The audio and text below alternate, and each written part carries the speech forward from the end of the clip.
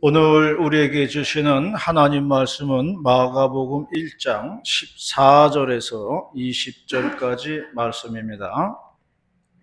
신약성경 마가복음 1장 14절에서 20절 말씀 한 절씩 교독하시겠습니다. 요한이 잡힌 후 예수께서 갈릴리에 오셔서 하나님의 복음을 전파하여 이르시되 때가 찼고 하나님의 나라가 가까이 왔으니 회개하고 복음을 믿으라 하시더라. 갈릴리 해변으로 지나가시다가 시몬과 그 형제 안드레가 바다에 금을 던지는 것을 보시니 그들은 어부라. 예수께서 이르시되 나를 따라오라. 내가 너희로 사람을 낳는 어부가 되게 하리라 하시니 곧 그물을 버려두고 따르니라. 조금 더 가시다가 세베대의 야고보와 그 형제 요한을 보시니 그들도 배에 있어 그물을 두는데 함께 봅니다. 곧 부르시니 그 아버지 세베대를 품꾼들과 함께 배에 버려두고 예수를 따라가니라. 아멘. 우리들이 가지고 있는 찬송가 69장에 온 천하 만물 우러러, 이 찬송의 가사를 지은 분은 이탈리아 아시시 태생의 성 프랜시스입니다. 69장 온 천하 만물 우러러의 찬송은 이렇게 시작을 합니다. 온 천하 만물 우러러 할렐루야 할렐루야. 우리가 많이 부르던 찬양이에요. 성 프랜시스가 가사를 지었는데요. 성 프랜시스는 자연을 벗삼고 새와 짐승과도 대화를 나누던 청빈한 수도사였다고 합니다. 그는 44살이라고 하는 짧은 생애를 살았지만 평생을 금욕과 청빈으로 보냈다고 그래요. 28살 때 프란체스코 스도회를 창설하고 가난한 자들에게 복음을 전하면서 나는 가난과 결혼하였다라는 유명한 말을 남기게 되었습니다. 그리고 직접 그런 가난을 체험하면서 살았다고 합니다. 수도원 공동체에는 상하 관계도 없었다고 하고요. 수도원을 위한 건물도 없었다고 하고요. 먹고 살 재산도 없었다고 합니다. 그저 자연이 건물이고요. 하늘이 지붕이었습니다. 그리고 바람 소리가 찬송과 곡조였다고 합니다. 그렇게 무소유하면서 자연을 벗삼고 하나님을 묵상하면서 수도를 한 것이에요. 세월이 지나면서 성 프랜시스의 정신과 삶을 따르려고 하는 사람들이 모이게 되었고요. 이것이 바로 오늘날 프란체스코 수도회의 시작이 되었다, 그렇게 말하고 있습니다. 프랜시스에 대한 이야기는 감동적인 일화들이 많이 있습니다. 그는 나 환자촌에 가서 자신이 가진 모든 재산을 나누어 주었고요. 사람들이 꺼리는 나 환자들을 안아주면서 평화의 입맞춤을 하였다라고 말했습니다. 그는 종교는 다르지만 이슬람 신자들에게도 복음을 전하면서 사랑을 베풀었다 말하고 있습니다. 그래서 그분이 지으신 온 천하 만물 우러러, 이 찬송은 오늘날에도 우리가 가지고 있는 찬송가 69장에 실려 있는 것을 볼 수가 있습니다. 오늘 봉독한 말씀은요, 예수님께서 제자들을 부르셨다는 말씀인데요. 오늘 주어진 본문의 말씀을 통해서 3월달 첫째 주일에 주시는 하나님 말씀 듣도록 하겠습니다. 첫 번째로 말씀하는 것은 잘 듣는 게 복이라고 말씀을 했어요. 잘 듣는 게 복이라는 겁니다. 15절입니다. 15절 말씀 시작. 예수의 때가 찼고 하나님의 나라가 가까이 왔으니 회개하고 복음을 믿으라 하시더라. 천사의 말을 하더라도요, 잘 들려야 되는 겁니다. 천사의 말을 하더라도 잘 들리지 않으면 아무 소용이 없어요.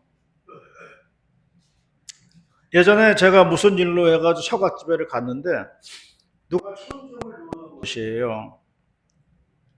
장모님이 문을 열어주었는데 여자 두 분이 문 앞에 서 있더라고요. 알고 보니 여호와의 증인이었어요. 이제 여호와의 증인이 장모님을 앞에 두고 설명을 하는데 도대체 무슨 말을 하는지 알 수가 없더라고요. 설명하는데 뭐 앞뒤도 안 맞고 말도 뭐 더듬더듬 거리면서 하니까 뭐 들을 수가 없어요. 대화가 안 되는 거예요. 그래서 결국 그분들이 제풀에 꺾여가지고 그냥 돌아가는 것을 보았습니다. 믿음도 들으면서 난다고 했어요. 잘 전해야 되고 잘 들을 수 있는 게 복이라고 말씀을 했습니다. 성경에서 가장 잘 듣는 분은 누구냐? 하나님이라 그랬어요. 하나님은 우리의 기도를 우리가 기도할 때마다 귀 기울여 들으신다. 그 말씀이 상당히 많이 나옵니다. 그래서 이 세상에서 가장 잘 듣는 분은 하나님이에요. 우리가 기도할 때마다 속삭이든지 크게 하든지 어떻게 하든지 간에 하나님은 우리의 기도를 들으시는 분이다. 그렇게 성경에는 기록이 되어 있습니다. 예수님이 복음을 선포했습니다. 때가 찼고 하나님의 나라가 가까이 왔도다. 회개하고 복음을 믿으라고 했습니다. 하늘의 복음이 잘 들려져야 복이 된다는 그러한 말씀입니다. 저희 집사람이 이제 큰애를 임신을 했을 때요. 새벽에 이제 새벽 기도를 나가서 이제 찬송을 부르잖아요. 그러면은 임신한 배가 꿈틀꿈틀 거리더라고요. 그거는 뱃속에 있는 아기가요, 찬송 소리를 듣는다는 뜻이에요. 그래서 노래소리가 들릴 때 뱃속의 아기도 뭔가 반응을 보이는 것을 알 수가 있더라고요.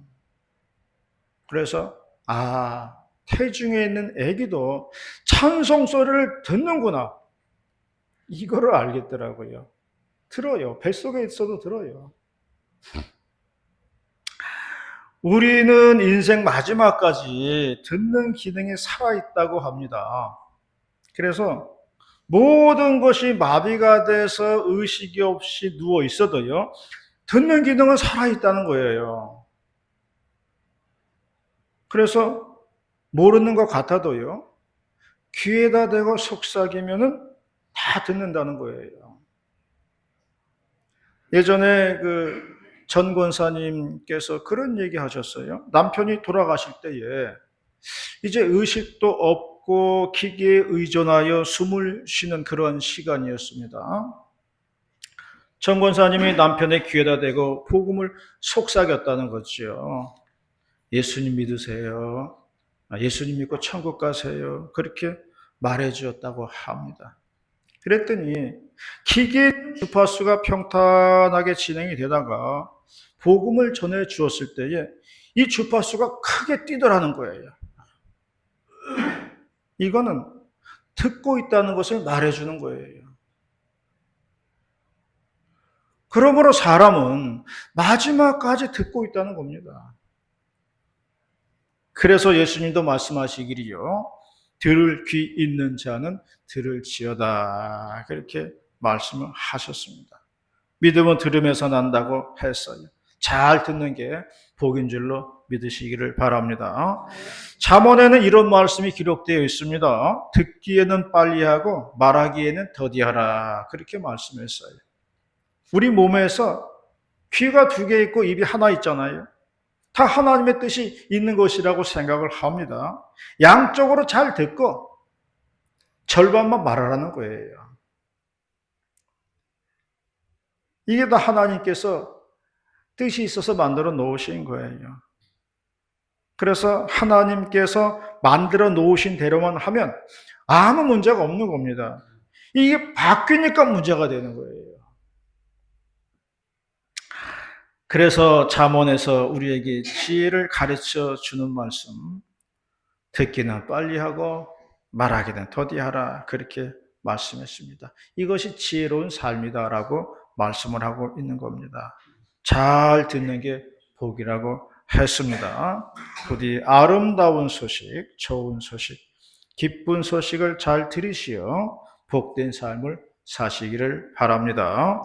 두 번째로 말씀하는 것은 행동하는 것이 용기다라고 말씀을 했어요.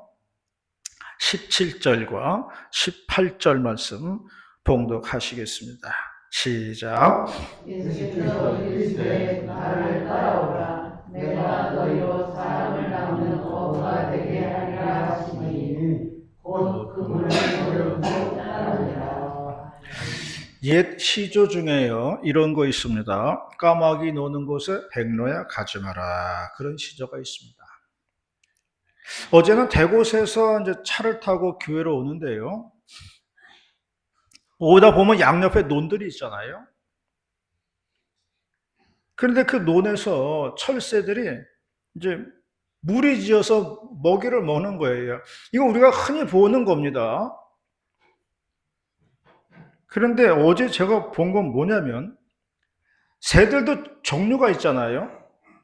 근데 이 새들이요, 종류별로 모여서 먹어요.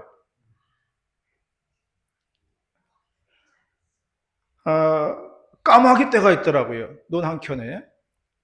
까마귀 떼가 논에 앉아있으니까 논이 새카맣더라고요. 그런데 그 논둑 하나 사이에 두고요, 뭐 기러기 떼가 또 있어요. 잔뜩 모여서 먹더라고요.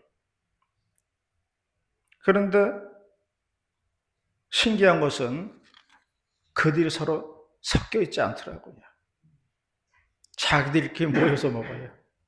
까마귀는 까마귀들끼리, 기러기는 기러기들끼리, 뭐 천둥오리는 천둥오리끼리 모여 있더라고요. 자기가 있어야 할 자리를 아는 거예요. 아무데나 낀다고 되는 게 아니에요. 새들도 자기가 있어야 할 자리를 알더라는 거예요. 본문의 말씀은 예수님께서 제자들을 부르셨다는 말씀입니다. 나를 따라오라. 내가 너희로 사람을 낚는 어부가 되게 할 것이다 라고 말씀을 했습니다. 그럴 때에 제자들은 모든 것을 버려두고 예수님을 따라 나섰다고 했습니다. 예수님은 제자들에게 또 이런 말씀도 하셨어요. 나는 머리 둘 것도 없다. 그런데 예수님의 부름에 모든 것을 버려두고 예수님을 따라 나섰다는 겁니다. 이게 용기라는 거예요. 이런 결단이 용기라는 거예요. 예수님과 함께 고생하는 것이 아버지와 함께, 그리고 일꾼들과 함께 물고기 잡는 것보다 훨씬 중요했기 때문에 제자들은 모든 것을 버려두고 예수님을 따라 나섰다는 이야기합니다. 이것이 용기라고 말씀을 하고 있는 거예요. 나중에 예수님이 제자들에게 이런 말씀도 하셨어요. 너희들도 떠나려느냐, 그렇게 물으신 적이 있어요. 많은 사람들이 왔는데 예수님의 가르침이 너무 어려운 거예요. 그러니까 많은 사람이 도중에 이탈을 했어요. 많은 사람이 예수님을 떠나갔다고 그랬습니다. 그때 예수님이 제자들에게 물어봤어요. 너희들도 떠나려느냐? 그렇게 물어봤어요. 그때 제자들이 대답한 말이 이겁니다. 영생의 말씀이 주께 있사온데 우리가 어디로 가오리까? 그렇게 말했어요. 그러므로 예수님을 따른다는 것은요, 용기와 결단이 필요하다는 것을 말씀해 주고 있는 거예요. 믿음의 조상이 되는 아브라함은 하나님이 부르실 때에 본토 친척 아비집을 떠났다고 말씀하고 있습니다. 그리고 알지 못하는 미래의 세계에 자신의 몸을 던졌다는 거예요.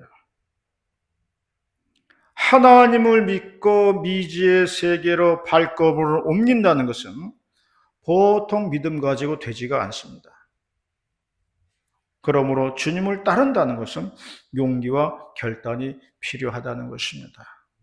주일날 이렇게 예배에 나오시는 분들은 참으로 대단한 용기와 결단이 있는 분들이라고 생각을 합니다. 여기에 나오지 않으면요, 더 좋은 안락이 있어요. 더 좋은 편안함이 있는 겁니다. 그러므로 예배 자리에 나온다는 자체가 용기요, 결단이라는 것을 믿으시기를 바랍니다. 뉴스에 보니까요, 아프리카에요, 마다가스카르에서 선교하시는 선교사님 두 분이 강도의 피습을 받아서 사망하는 사건이 일어났습니다. 두 분 다 우리 교단 소속 목사님이라고 그래요. 한 분은 90이 되신 장인 어른이셨고요. 한 분은 그 사위였습니다. 장인 어른이 마지막 여생을 선교지에서 마치고 싶다고 아프리카의 마다가스카르로 떠났다는 거예요. 그러자 그 모습이 걱정이 되던 사위가 보다 못해서 자신이 장인 어른을 도와드리겠다고 해서 같이 사역을 했다는 겁니다. 그래서 현지에서 농사를 지으면서 그 동네 사람들에게 복음을 전했는데 이런 일이 발생하고 말았어요. 정말로 어려운 사람들 위해서 일생을 바치겠다고 갔는데 이렇게 순교를 당하고 만 것입니다. 그러므로 주님의 길을 따른다는 것은 이렇게 어려운 거예요. 믿는다는 자체가 용기고 믿는다는 자체가 결단입니다. 오늘은 서울의 로건교회예요. 김학주 장로님의 간증인데요. 장로님은 예비역 육군 중장 출신입니다. 별이 3개라는 거예요. 이분이 대대장으로 근무를 할 때 일인데요. 당시 사단장님이 대단한 불교 신자였다는 거예요. 어느 날 사단 참모들하고 대대장들을 전부 모아놓고 명령을 내렸어요. 매주 일요일 아침에 부대 인근 산으로 등산을 간다. 그러니 모두 동참하라. 그렇게 명령을 내린 거예요. 사단장 말은 하나님 다음으로 중요한 명령인데 이 어길 수가 없는 겁니다. 그런데 주일이 다가올수록 마음 편치가 않은 거예요. 왜냐하면 자신은 또 기독교 신자이기 때문에 교회를 가야 되잖아요. 그래서 교회를 가야 되나 등산을 가야 되나 고민이 많은 거예요. 이분이 독실한 기독교 신자이기 때문에 주일 성수를 해야 했습니다. 하지만 사단장 명령을 어기는 것도 쉽지 않았습니다. 그래서 결단했습니다. 하나님의 명령이 더 중요하기 때문에 등산에 빠지고 교회에 출석을 했다는 거예요. 월요일 아침이 되니까 역시나 사단장이 자신을 호명하면서 왜 빠졌냐고 물어봤어요. 그래서 사실대로 말했다는 거예요. 저는 기독교 신자라 가지고 교회를 빠질 수가 없어 가지고 그랬습니다. 그러자 사단장이 그래? 그러면 시간을 새벽 6시로 앞당길게. 일찍 등산 갔다가 끝나고 교회 가. 그랬다는 거예요. 그런데 예배 시간은 또 10시예요. 시간을 계산해 보니까 안 맞는다는 거예요. 그래서 또 등산 대열에 불참을 했다는 거죠. 완전히 찍힌 거예요. 그 후에 일요일 아침에 20여 명이나 되는 그 등산 멤버들이 등산 가지 않고 자신의 집에 쳐들어왔다는 거예요. 그래가지고 막 커피 마시고 밥 먹고 막 그리고 떠들고 이제 갔다는 거죠. 정신이 하나도 없었다고 그래요. 그 이후로는 등산 얘기는 안 꺼냈다고 그러더라고요. 그런데 사단장이 나중에 자신을 작전 참모로 지명을 해 주셨다는 거예요. 사단장의 말을 안 들어서 눈밖에 날 법도 한데 오히려 자신을 가까이 두는 그 작전 참모로 부르더라는 거예요. 그리고 이제 얼마 후에 이제 청와대 경호실에서 청남대 경비대장을 맡겨가지고 이제 그리로 내려가게 되었다는 거죠. 김학주 장로님은 마지막에 이렇게 글을 마무리하고 있습니다. 비록 작전 참모로 근무하지는 못했지만 사단장님께서 필자를 좋게 평가해 주신 것이 분명하니 이는 사람보다는 하나님을 바라볼 때 능히 이기게 하시는 하나님의 능력이라고 믿는다. 그렇게 글을 맺었어요. 하나님 바라보니까 하나님이 높여주더라는 거죠. 성경은 말씀했습니다. 너희가 나를 높이면 내가 너희를 높여주겠다 말씀했고요. 너희가 나를 낮추면 나도 너희를 낮추겠다고 말씀했어요.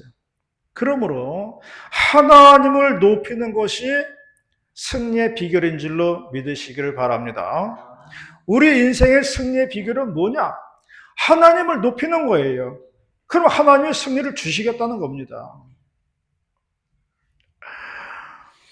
하나님 우선주의로 나아갈 때에 우리는 하나님으로부터 온갖 축복을 받는다는 것을 믿으시기를 바랍니다. 그러므로 하나님만 바라보시기 바랍니다. 사람을 바라보지 마시기 바랍니다. 하나님을 바라보면 하나님이 우리의 길을 인도하실 것입니다. 주님만 보고 걸어가는 저와 여러분이 다 되시기를 바랍니다.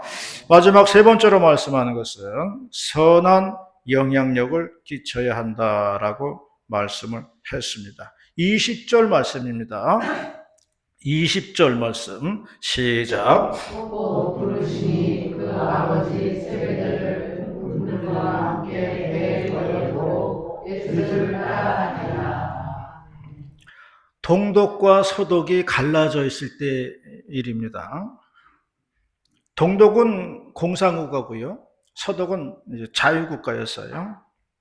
하루는 동독의 개 한 마리가 서독으로 넘어왔어요.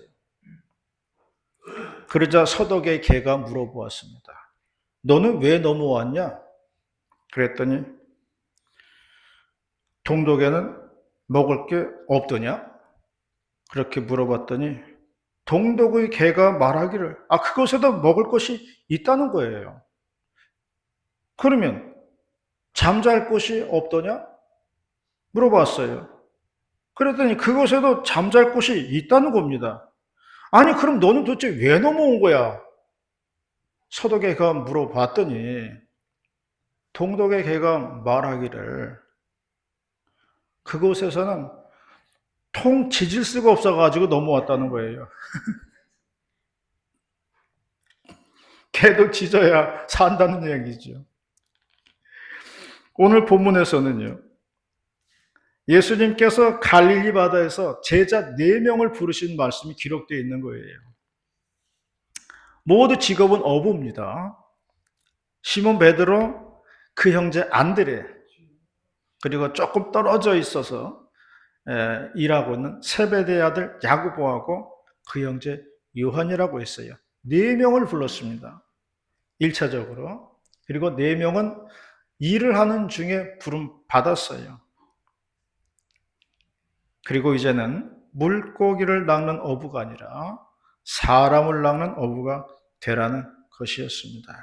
이제는 세상의 일꾼이 아니라 하늘의 일꾼이 되라는 것이에요. 거룩한 사명자가 되었다는 것입니다. 우리들도 모두 일꾼으로 부름받은 사람들이에요. 그러므로 거룩한 영향력을 끼쳐야 할 줄로 믿습니다. 향나무는요, 도끼에 찍히면서도 향나무 향기를 바라는 거예요. 그래서 사람들이 향나무를 좋아하는 거예요. 교육 중에 최고의 교육은 모범을 보이는 것이라고 했습니다. 백문이 불여일견이라고 그랬어요. 훌륭한 믿음의 모범이 훌륭한 신앙인을 만든다는 것입니다. 거룩한 영향력을 끼치면서 충성 봉사를 하시는 저와 여러분이 다 되시기를 축원합니다. 기도하시겠습니다. 오늘도 살아서 역사하시는 주님 감사를 드리옵나이다. 3월달 첫째 주일에 내려주시는 귀한 말씀 듣게 하시오니 감사를 드리옵고 그 말씀 마음 신비에 새기면서 살아갈 수 있도록 인도하여 주시옵소서. 내 마음이 아프고 지치고 넘어질 때 항상 말씀 의지하여 일어날 수 있도록 도와주시옵시고 주님 주신 말씀 붙들고 살아가는 복된 종들 다 되게 하여 주시옵소서. 할렐루야 감사드리며 거룩하신 예수님의 이름으로 기도 올리옵나이다. 아멘.